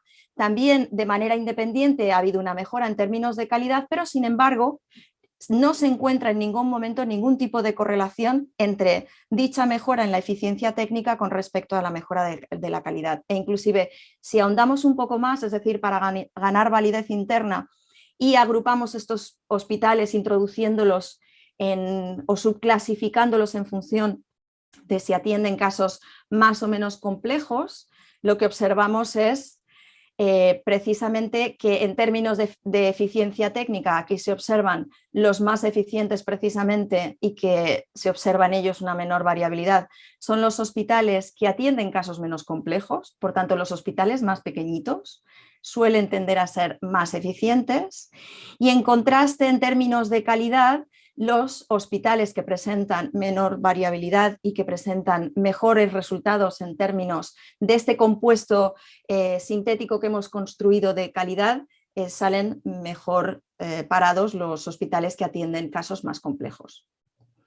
Y bueno, por último, terminar diciendo que continuamos, lógicamente ahora nos enfrentamos a nuevos retos, sobre todo por el hecho de que vamos cada vez acumulando una cantidad mayor de información que nos permite también adoptar una visión longitudinal que nos hace ganar en información, pero también están empezando a aparecer posibilidades de manejar el dato en tiempo real. Estaríamos frente a lo que se denomina el análisis de Big Data, y uno de los retos actualmente inclusive es profundizar en el análisis de cómo es el comportamiento. Inclusive aquí se observa el flujo del paciente de ictus desde que requiere la atención en un servicio de urgencias hasta por cómo es todo ese ritmo en el proceso de cuáles son las pruebas que se le hacen, qué tipo de intervenciones se le aplican, cuántos días de estancia requiere, etcétera, etcétera, hasta que abandona el sistema. y sobre todo importante a ver dónde se puedan detectar cuellos de botella. Y lo que les comentaba, lo interesante de ver desde una perspectiva longitudinal, aunque esto parezca que lo haya dibujado mi hija pequeña, esto contiene información muy interesante. Esto es el gasto hospitalario ajustado por complejidad. Son datos diarios, la aproximación al gasto diario mostrado según el día de la semana. Y aquí lo interesante es observar cómo hay determinados patrones que se dan de manera sostenida a lo largo del tiempo, como es el caso que claramente el día en el que se incurre en un menor gasto es el domingo, seguido de los sábados, y sin embargo el día en el que se incurre un mayor volumen de gasto es los viernes. Pero aquí surge la duda, sobre todo porque ¿por qué hacer tanto gasto si este gasto está asociado a una mayor cantidad de intervención, a una mayor utilización de los recursos? ¿Por qué hacer posiblemente un exceso de, si es exceso de, en viernes para no trabajar el fin de semana? Y si no es exceso de, porque el sistema tiene capacidad para realizar estas intervenciones, ¿qué es lo que sucede el resto de días de la semana que no se equipara? Y otro tipo de patrón interesante, observen cada vez estas caídas que hay de manera sistemática y sostenida a lo largo del tiempo. Estos son los meses de agosto. Es decir, en España en agosto tenemos vacaciones y el personal se nos va de vacaciones. Lógicamente hay que atender a las necesidades que tienen los recursos humanos, pero también hay que ser muy consciente que la salud no entiende y las necesidades de salud no necesariamente entienden del calendario. Por tanto, pueden surgir necesidades igualmente en mayo que en agosto. Quizá no aquellas que están directamente relacionadas con la climatología. No vamos a hablar de qué es lo que sucede en época de gripe versus en verano, que aquí en España hace un calor tremendo y que a lo mejor hay menos incidencia de gripe, pero que sí que es importante el empezar a observar qué es lo que está sucediendo en periodos en los que masivamente el sistema se ralentiza, porque lo que está es más sujeto a prestar atención a sus profesionales y quizá no tanto a las necesidades de salud que pudiera haber. Y muchísimas gracias por la atención prestada, espero no haberles aburrido mucho y abierta a cualquier duda que quieran plantearme. Bueno, muchas gracias a Micaela, excelente exposición, muy interesante. Le pido por favor, eso, gracias. Bueno, antes de ceder la palabra, yo tengo una pregunta para ver si entendí bien, y si entendí bien, quizás una recomendación para Bolivia. La pregunta va para Micaela. Entiendo entonces del análisis que se crea cierta economía a escala, digamos, en una clínica o un centro hospitalario, porque a mayor volumen de tratamiento de personas, mejora la calidad, porque probablemente hay más entrenamiento, no sé, algunos factores, ¿no? Entonces, lo que uno podría decir, bueno, tengamos entonces en un país pobre como Bolivia, un centro especializado en cáncer, digamos, de próstata, otro centro especializado en, no sé, enfermedades del cerebro, como usted dijo, qué sé yo. Entonces, aquí surge la pregunta que como es un país pobre, la movilidad de las personas es compleja, digamos. No es como Europa, probablemente que no toma el AVE o un tren bala y está inmediatamente en el centro. Entonces, entiendo los temas de calidad. ¿Qué diría usted en términos de, bueno, cómo resolvemos la movilidad de la gente ante estos eventos cuando solamente el país puede darse el lujo de 1 o 2 centros a nivel país? No sé si entendí bien, en todo caso, los resultados. Sí, efectivamente, esa es la lectura. Bien es cierto que a lo mejor es una lectura circunscrita a un contexto muy, muy particular, ¿no? En una situación socioeconómica ya preestablecida en la que se le presupone una determinada capacidad para poder proveer de determinados recursos. Le puedo contar, por ejemplo, el caso, he mencionado antes que España tiene una estructura federada en cuanto a la gestión de los recursos, porque las decisiones se toman de manera descentralizada, está en manos de las comunidades autónomas y todas las comunidades quieren tener lógicamente sus centros de referencia absolutamente de todo, y aquí es donde se incurre en serias ineficiencias a la hora de tratar, por ejemplo, enfermedades claramente minoritarias, en algunos lugares se les denominan enfermedades raras, con bajas incidencias y donde es difícil alcanzar, por no decir es arduo alcanzar el óptimo en la curva de aprendizaje. Y ya ni tan siquiera irnos a ese extremo, sino lo que mencionaba en el caso, por ejemplo, de la atención o el manejo del ictus. En la zona en la que yo resido muy concretamente, dentro del territorio español, no deja de ser un archipiélago, por tanto está compuesto por 4 islas, y simplemente tenemos un hospital claramente de referencia que tiene una unidad de referencia acreditada como tal para el manejo del ictus isquémico, es el infarto cerebrovascular isquémico. Es una enfermedad claramente tiempo dependiente. Y aquí los datos lo que ponen de manifiesto es que claramente estas cifras tan espectaculares que se pueden obtener en el hospital de referencia, en el hospital universitario de referencia, no son tan buenas si lo que nos vamos es a mirar los hospitales, por ejemplo, de las islas menores, el hospital de Ibiza o el hospital de Menorca. Recuerdo, de hecho fue uno de los días en los que me congratulé de ser economista de la salud y lo que pude aportar en ese momento tratando este tema con decisores. Se puso encima de la mesa precisamente cuán importante es que el sistema sanitario vaya no solo su preocupación al enfoque de qué médico contrato, qué metodología o qué procedimiento utilizo de manera muy precisa para solventar un problema de salud, sino que también me tengo que preocupar cómo está el estado de las carreteras, si mis ciudadanos tienen o no que cruzar un tramo de mar, cuánto les puede costar, porque estamos hablando de una enfermedad claramente tiempo dependiente. El pronóstico de supervivencia y sobre todo de supervivencia libre de discapacidad en el manejo de un ictus isquémico puede ser muy distinto si se maneja en un intervalo de la primera a la tercera hora, así se trata en la hora número 6 o la séptima.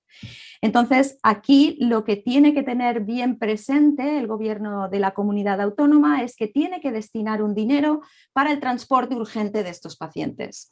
Y eso fue determinante y clave para dar apoyo y fuerza a la reivindicación de un grupo de la ciudadanía que solicitaba este transporte urgente por vía aérea y de hecho se consiguió. Y no solo se consiguió para que funcionase, que suele ser más fácil obtenerlo cuando tienen que volar, por ejemplo, cuando hay sol durante el día, sino que tiene que estar en funcionamiento las 24 horas del día. Es verdad que esto puede suponer un determinado gasto, bueno, pero dentro de cada zona, cada sistema tiene que ser consciente de cuál es el perfil de su territorio, cuál es el perfil de sus ciudadanos, epidemiológicamente cuál es la carga de la enfermedad, de qué están sufriendo más o de qué están sufriendo menos y por tanto verlo desde una perspectiva global. Lógicamente, los sistemas sanitarios y los decisores sanitarios están englobados dentro de equipos de gobierno que también deciden en otras áreas. Aquí la importancia está en la transversalidad de las medidas, es decir, que las medidas educativas afectan a la salud, las medidas medioambientales afectan a la salud, que las medidas que se adopten respecto a cómo vamos a desarrollar la infraestructura y los movimientos de nuestra población también inciden en la salud y que por eso llega un punto en el que también, una vez realizado el análisis micro, una vez ya con la cifra de señores, yo debido a que tengo poco número de pacientes no puedo garantizar la seguridad en el tratamiento y en el manejo de estos pacientes, requiero que por favor se agilice el movimiento de estas personas a un centro especializado, tiene que tenerse en consideración por la vía que sea. Gracias, Micaela. Si me permite ponerle el lenguaje un poco más sencillo para los estudiantes, en lenguaje boliviano, podríamos decir. Si a uno le viene un problema, un derrame, compren un helicóptero que esté funcionando, digamos, en el área rural. No es que compren no me refiero a que haya que comprar un helicóptero, pero sí efectivamente hay que buscar las maneras en las que se pueda garantizar que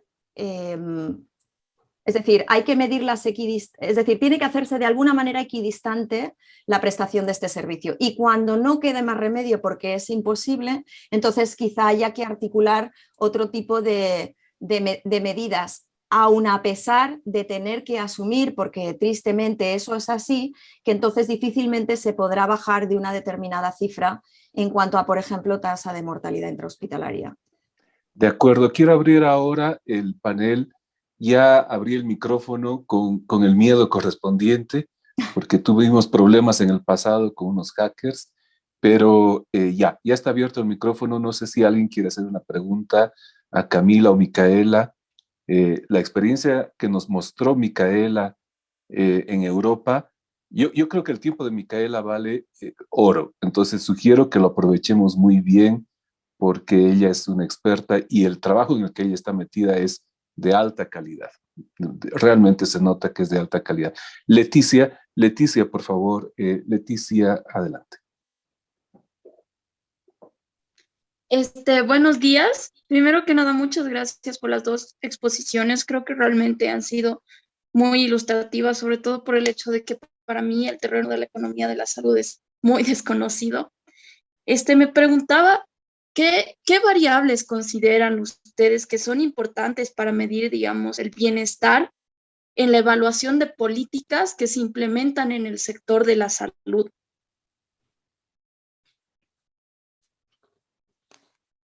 Bien, si podemos recoger la pregunta de Sergio también.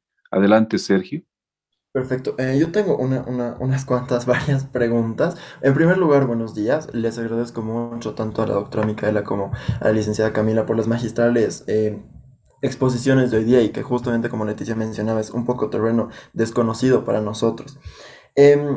A ver, en todo caso, para Camila, en primer lugar, tengo una pregunta. En todo caso, es como, se ha visto efectivamente que el gasto per cápita ha subido básicamente en 100 unidades monetarias en el periodo que hemos podido ver, de 30 a 130, si no me equivoco, indicando un poco más una mayor cobertura y eso como que mayor equidad, ¿no? Sin embargo, no tomamos en cuenta tal vez la calidad del servicio en Bolivia. Entonces, mi pregunta es básicamente, ¿cómo se podría medir la calidad del servicio efectivamente en Bolivia, ¿no?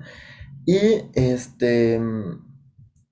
la segunda pregunta que tengo un poco para ambas en todo caso, nosotros estamos hablando de una función objetivo que es maximizar el bienestar social, ¿no? Entonces, entiendo esto como que justamente como Micaela lo mencionaba, la mejora en la salud menos los costos sociales. Entonces, ¿cuál sería como que una buena manera de capturar todos estos costos sociales, entendido como, no sé, costos externos? Y para Micaela, en el último, perdón, la última pregunta es, ¿cómo se ha armado esta medida de calidad en el último gráfico?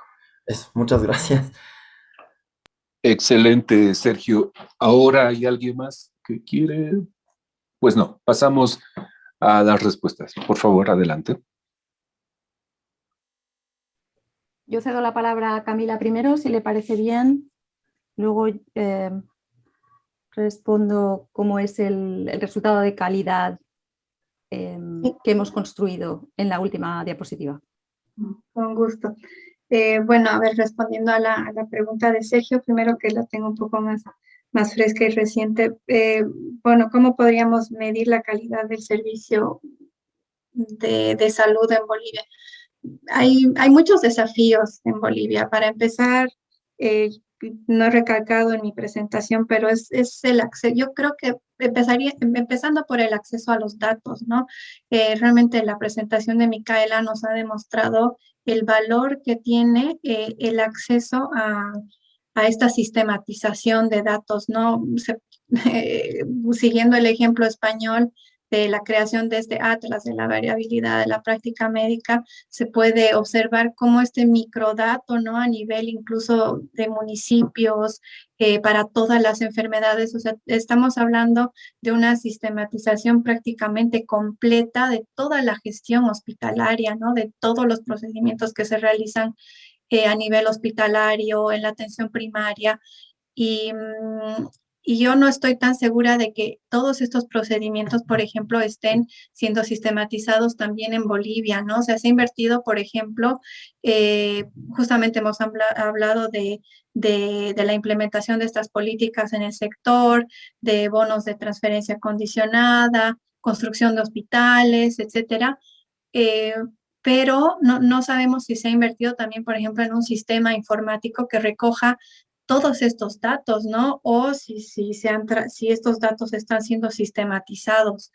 Eh, para mí, ese sería el primer paso para dirigirnos hacia un proyecto que pueda medir la calidad del servicio, ¿no? Bueno, existen ciertas pautas que nos indicarían también, ¿no? Si realmente estamos alcanzando el objetivo, principalmente cuando hablamos de la salud, no se trata, podemos verlo desde distintas perspectivas, ¿no? Desde la cantidad de muertes evitables hasta del resultado, ¿no? En términos de seguridad y calidad de la atención para los pacientes, como lo hace el Atlas, por ejemplo, ¿no? Esto sería ir un paso más allá. Yo creo que en Bolivia todavía estamos, pues tal vez tratando de controlar o de mejorar estos indicadores que son muy, muy básicos y bueno, en medida que vayamos pues progresando en cuanto a al, a- al acceso o generar cierta transparencia en la información que también surge en toda esta rama, pues podremos establecer, yo creo, ciertos indicadores que nos lleven más por el camino de medir la calidad del servicio, ¿no? Bueno, eso en cuanto a la pregunta de Sergio. Creo que ahora ya he olvidado la primera pregunta de Leticia. No sé si la puedes repetir. Sí, no, mi pregunta iba más hacia el lado, digamos, de las políticas que se hacen para el sector de la salud. ¿Qué herramientas podríamos utilizar para evaluarlas en términos de bienestar?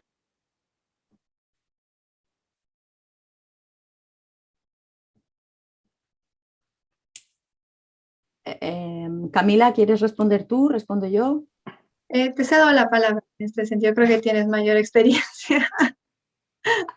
A ver, todo va a depender lógicamente en función de cuál es el tipo de medida. Como bien ha mencionado también Camila, es muy importante si desde el momento en el que se articula o se pone en marcha la medida hay ya algún tipo de información sistematizada que se esté recogiendo de manera que pueda ser evaluada. Sí que es cierto que hay, por ejemplo, los países escandinavos, Dinamarca, Suecia, son muy meticulosos en estas cuestiones porque hay una fuerte cultura evaluadora de todo aquello que realizan precisamente porque luego tienen que rendir cuentas a sus ciudadanos.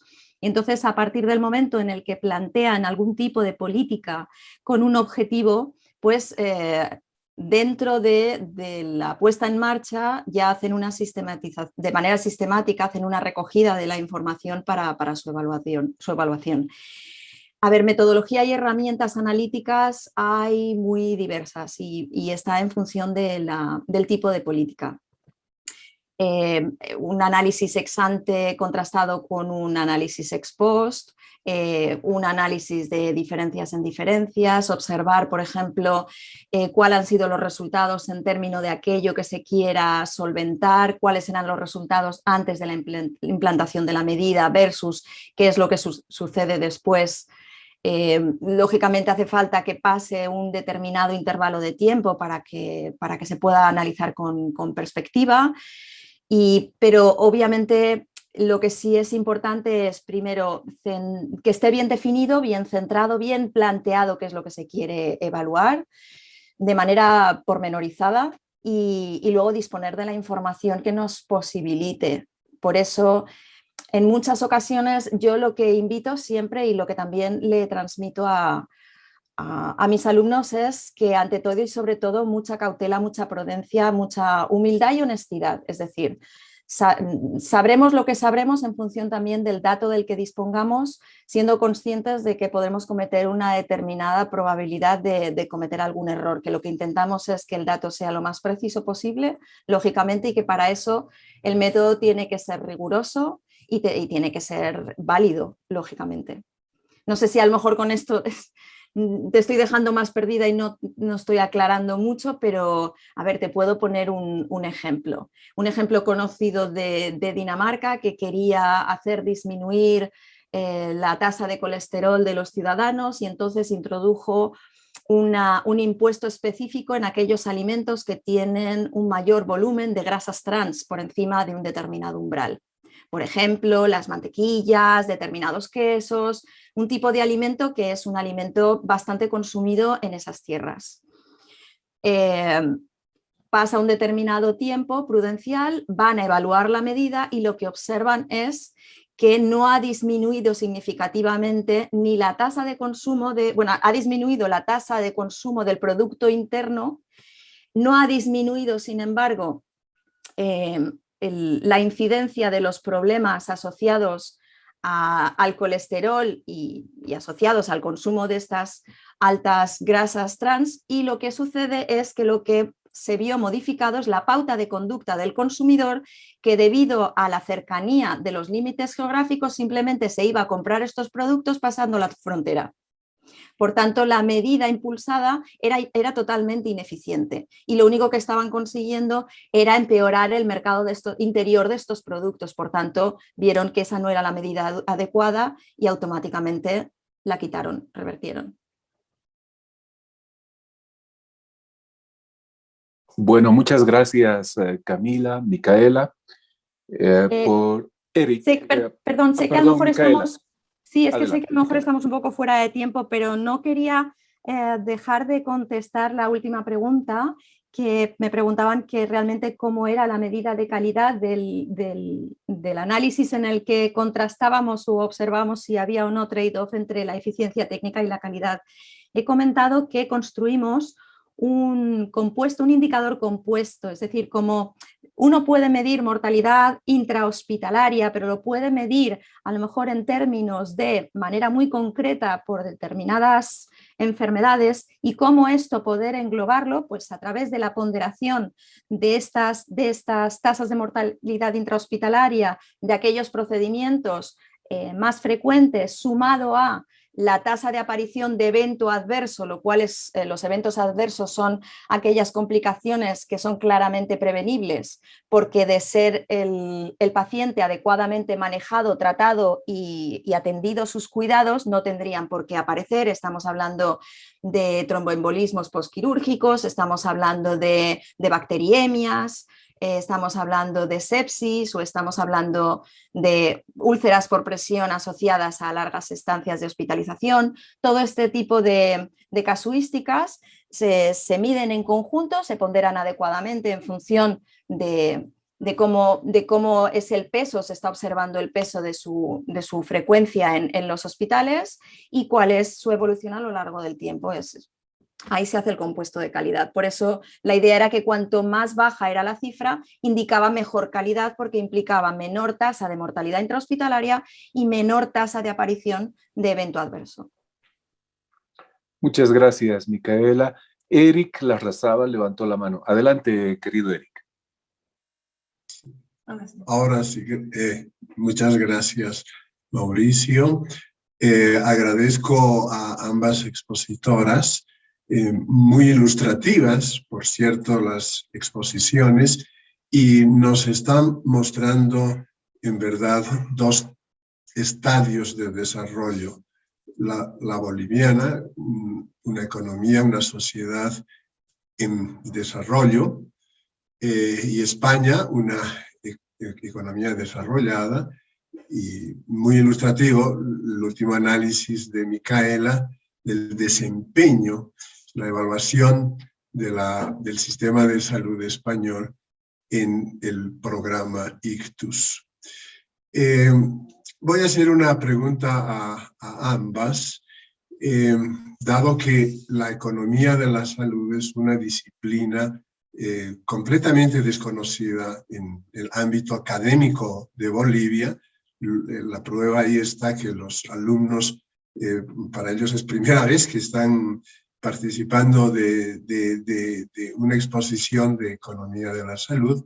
¿Qué deberíamos hacer en Bolivia?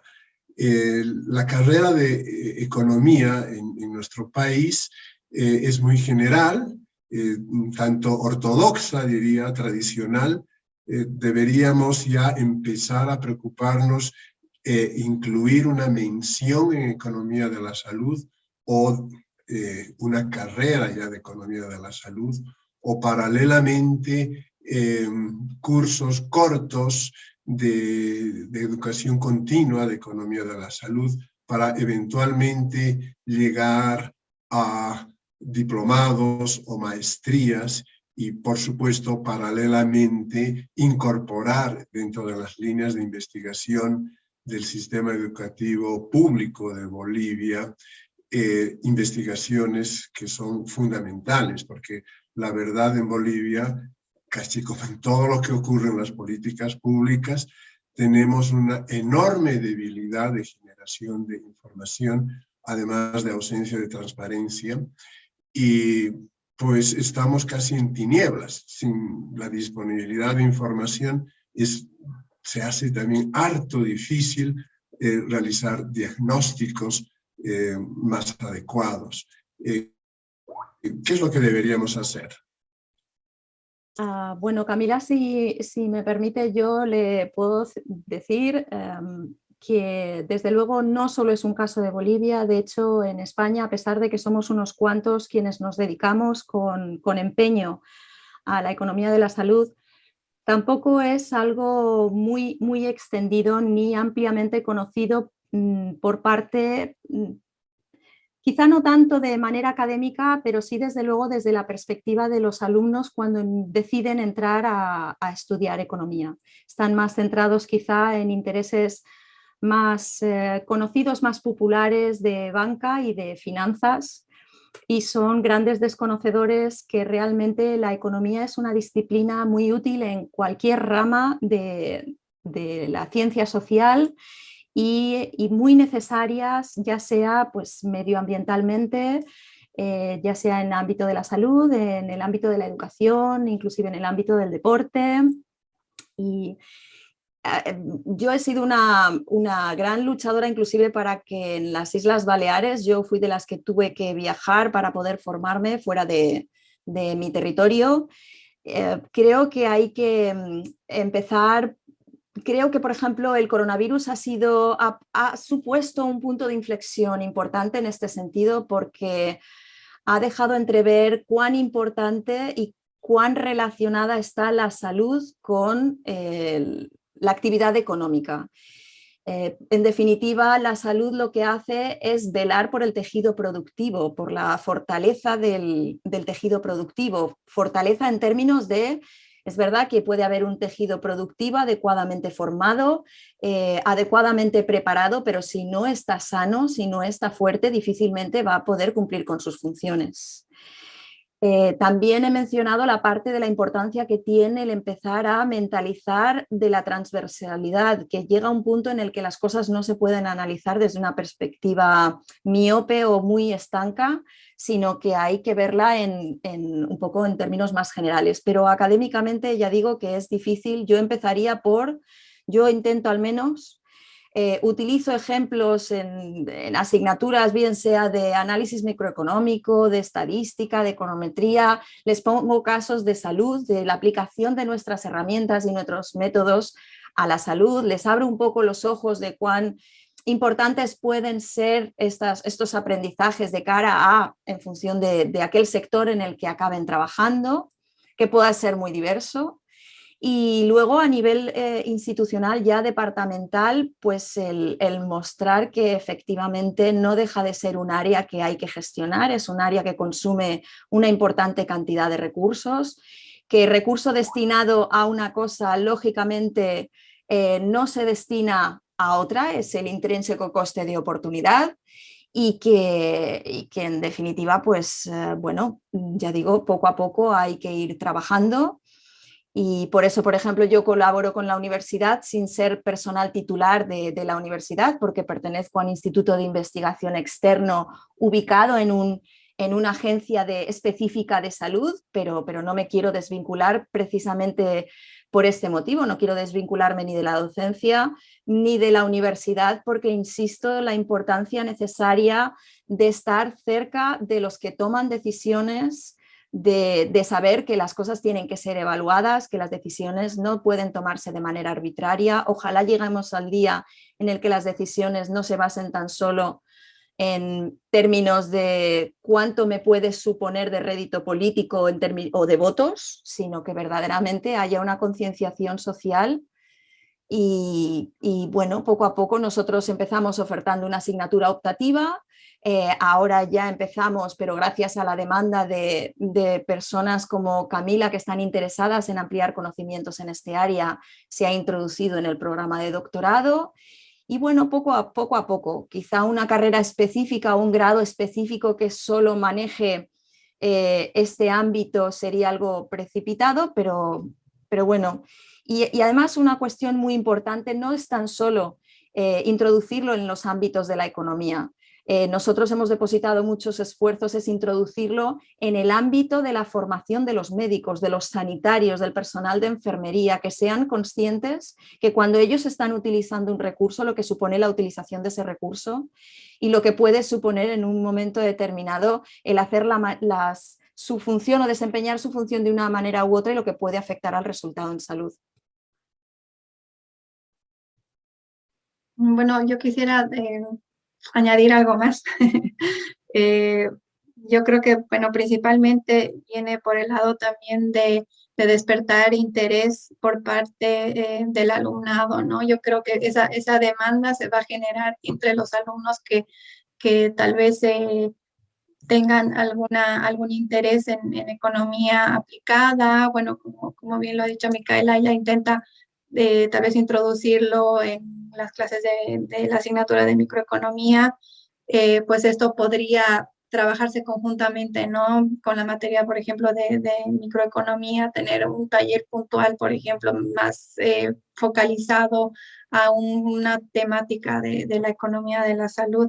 Bueno, en mi caso, por ejemplo, yo he llegado a la economía de la salud estando en Bolivia, ¿no? No, me gustaba muchísimo la economía del desarrollo y era mi ámbito fuerte y en el que yo quería especializarme y quería trabajar, etcétera, en Bolivia, pero realmente vinculándome, a raíz de que me he vinculado con médicos y justamente han surgido todas estas cuestiones, ¿no? De la falta de tal vez de ciertas herramientas que manejen los mismos clínicos para tener esa conciencia de los recursos que se están utilizando en el mismo sector. Me he puesto a investigar sobre la economía de la salud, dónde podía realizar una especialización, dónde se ofertaba un programa de máster. Y bueno, de esa forma he caído. Yo creo que principalmente si la universidad ofrece a sus estudiantes la posibilidad de tal vez tener también contacto con universidades de afuera que puedan ser como, bueno, que puedan suministrar también de este conocimiento y de las nuevas investigaciones o los nuevos avances en todo este ámbito, pues también se nutre, ¿no? Se nutre este mismo sistema educativo que en Bolivia podría, bueno, tal vez abrir una nueva línea de investigación, ¿no? Bien, muchas gracias Camila, muchas gracias Micaela. Han sido 2 horas, generalmente el foro dura 1 y yo estoy satisfecho por estas 2 horas porque no solamente yo aprendí muchísimo sobre economía de la salud, sino espero que el resto de participantes y adicionalmente ver que la economía de la salud utiliza un aparato econométrico muy interesante, muy sofisticado, que esto puede quizás a los chicos motivarlos a que se dediquen a estos temas. No me queda más que agradecerles por su participación en este foro y nada, les deseo un excelente resto del día. Muchas gracias y hasta luego. Gracias.